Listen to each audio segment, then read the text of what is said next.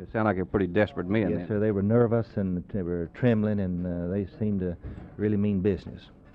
You don't know what they sawed that lock off with, do you? No, it must have been a hacksaw blade. Yeah, how do you suppose they got that?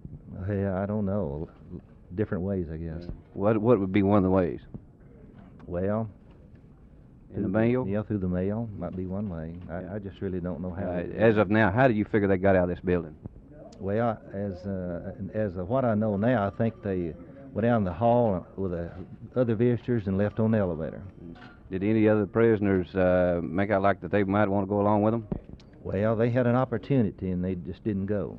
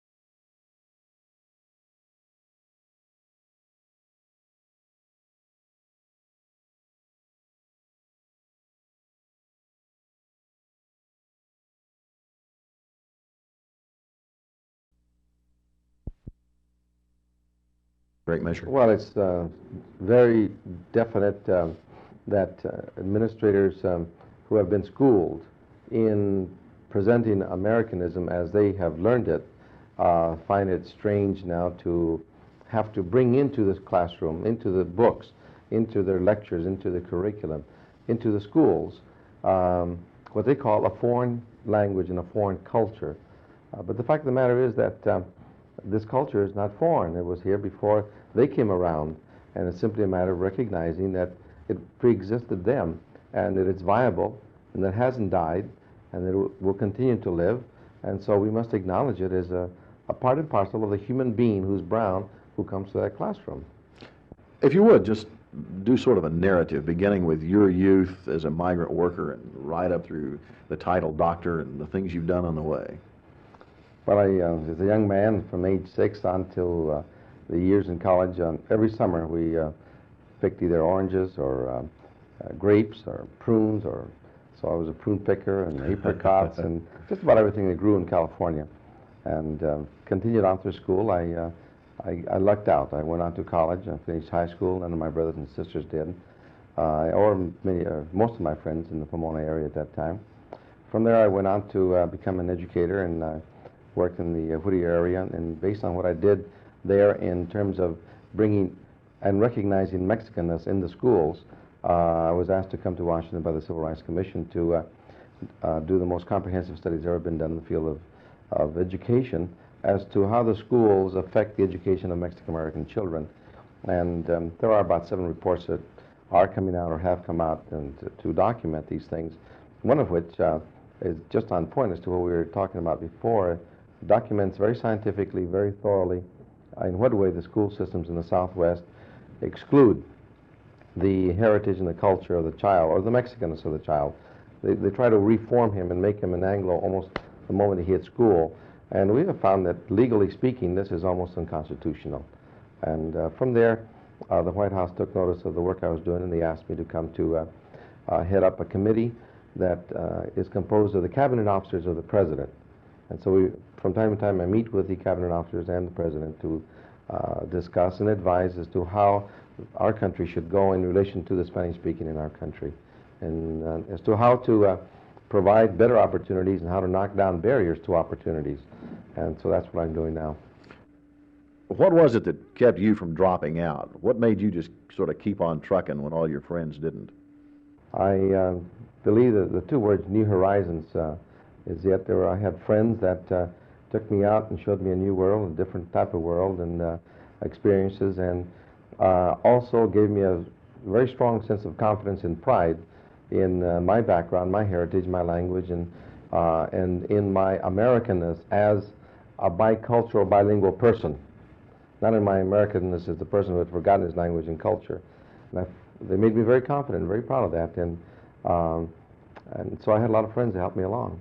Dr. Ramirez, does it worry you that perhaps you're an administration token? Not at all, not at all, because in this point in history, we have to have tokens.